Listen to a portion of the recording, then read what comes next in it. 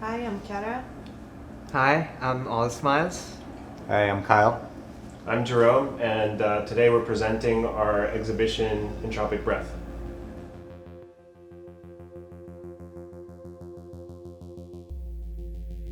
So ALLSMILES, this entire exhibition is based on a poem that you wrote called Entropic Breath. Can you tell us about the process of writing that and creating that? Oh yeah, so the poem happened in December 2020. This was the peak of the pandemic. We were all stuck indoors, and I was making a lot of techno in the basement studio that we had set up in our spot. And I was trying to recreate the feeling of going to the club and having your soul pounded out of your body at 2 a.m. You're in a basement and there's just rumbling sub bass and you're just drowning in techno. And I hadn't quite had that feeling in a long time, so it was this conscious process of trying to figure out the tools and techniques to recreate that feeling. And at some point, I was inspired to take the kick drum away and do spoken word poetry on top of all the other textures. So I was trying to verbally recreate the same feeling that techno gives you using the medium of poetry. That's cool. That's cool. The words of Entropic Breath feel like they have some history to them. Were you inspired by anything in particular when you were writing it? I was reading about the Norse myths, and there's a specific myth called Lord of the Gallows. That was the myth that I was trying to reinterpret from a technological standpoint. What if gods from that era existed in today's day and age? What would that experience be like? And what would the stories they tell sound like? That was the basis for the content of the poem.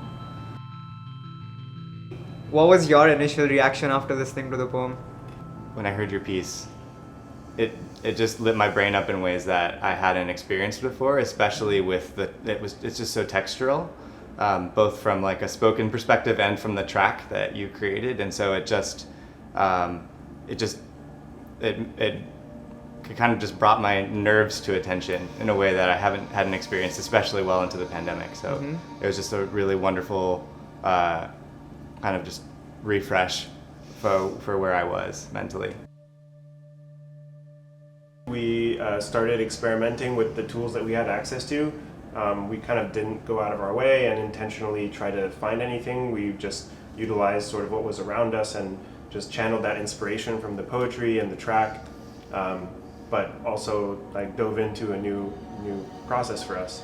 I hadn't really worked with like depth data or like 3D capture, video capture, so it was also like a really fluid learning experience, and it felt really in tune with the poetry and the track.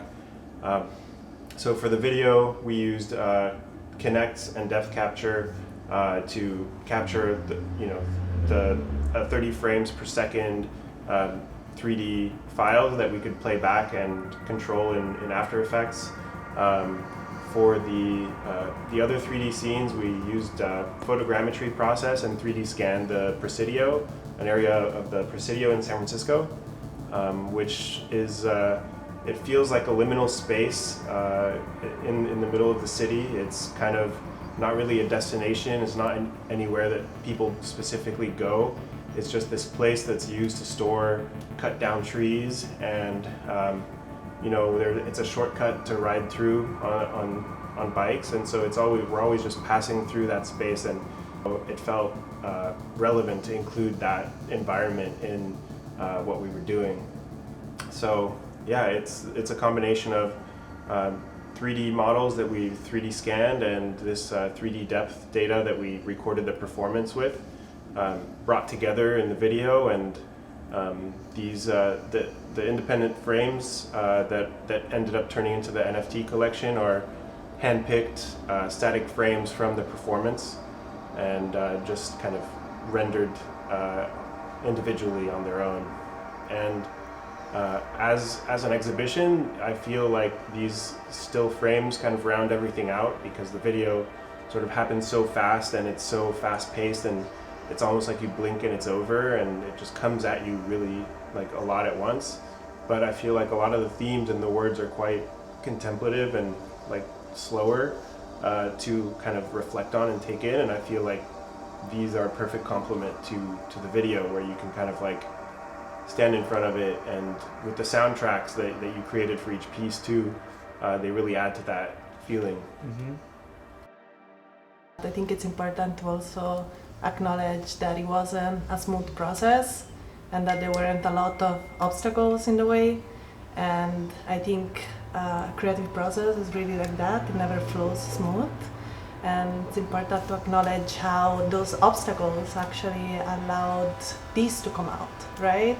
Because if we didn't met certain obstacles in creating the video, in the hardware issues, and how heavy were those files, it wouldn't have led to maybe the NFT project that led to the exhibition. And I think it's important to acknowledge in moments like this, especially now that we are here sitting, how it was really important to run into those obstacles and together solve them, and the power of just creating together and supporting each other, and going back always to the poem that inspired everything, your words that at the end I feel they were really like the fuel that kept us going to sharing a vision ultimately. All Smiles, how did it feel to perform to a relatively large group of people? I would say a lot of the credit here goes to Akshay and the music that he did, because the performance was a layer on top of the sound, and it was very much informed by the sound, and it is this process of the effects or the impact sound has on the human body. It's completely mystical. Like, we don't truly understand why certain sounds make us feel the way they do, and it is just one of those things that it's best to just give into it and experience it rather than try to understand it. And what's been really special about the process of putting this entire show together was that Akshay and I lived together through the pandemic, and while we were trying to navigate this absolutely strange warping of reality together, we just made a lot of music. We made so much music, and we didn't actually release a lot of it. It was just purely for the sake of having fun, enjoying the process of like sitting there and like making sounds, and it wasn't really a product, or it wasn't something that we really wanted to package in any way. It was just pure process, and as a result we had tons, like gigabytes of sound just on the laptop, just waiting to be used. So when we started putting the set together, we had so much to choose from. It's like these gifts that our past selves had left us. We curated that set, we added a couple new layers to it, and ended up doing something that felt like a culmination of a process of evolution. Because when we listened to the recordings that we were making last year compared to what we are doing right now, we could really see the level at which our own understanding of music and our tools has grown. But we also realized that we are going to feel a similar way 2 or 3 years from now when we look back at what we're doing right now, where there's still so much room to grow, and there's still so much evolution that still needs to happen. And as long as we just keep at it, just continue producing every day and just getting better, it's just such a cool thing to just watch the work evolve and take on a life of its own and inspire you back. Yeah, I think that like one of the most powerful things about this whole collection is really bringing the human element into the digital space and making it really like stand at the center. Kind of similar to the realm of words, the advantage or an advantage of kind of working with physical world in a digital space is that you can introduce metaphor and symbolism into kind of the 3D models that exist, that don't exist in the real world. Yeah. And so you use imagery and symbolism so deeply in your poems, and that was, I mean, we can directly tie those things together visually, because you can attach the meaning and symbolism to the motion of the body dissolving into fabric, dissolving into shreds. And so it's an opportunity for kind of the power of words to meet the power of the physical space. One of the weird things about human existence is that I don't think any of us completely knows who we are yet. There's so many different aspects to our personalities and so many different layers to our being, and living is the process of really unearthing that and finding that out, because from your childhood there are all sorts of different institutions and societal narratives that layer this idea of a personality upon you, and the process of finding yourself as a human being is moving past those narratives and really listening to the voices that are coming authentically from inside of you. And the process of making art or the process of writing poems or doing music is the process of moving beyond those narratives and really listening to yourself and understanding what it is that you are. Because the human species is old, it's been here for a really long time, and we are just a node in like a really long network that spans through time and begins with, as far as we know, like a single-celled organism that just grew more complex and then turned into us. And we are still in a process of evolution, and this is not the end of the story. And oftentimes when we get stuck in like societal narratives of who we are bounded in the recent past.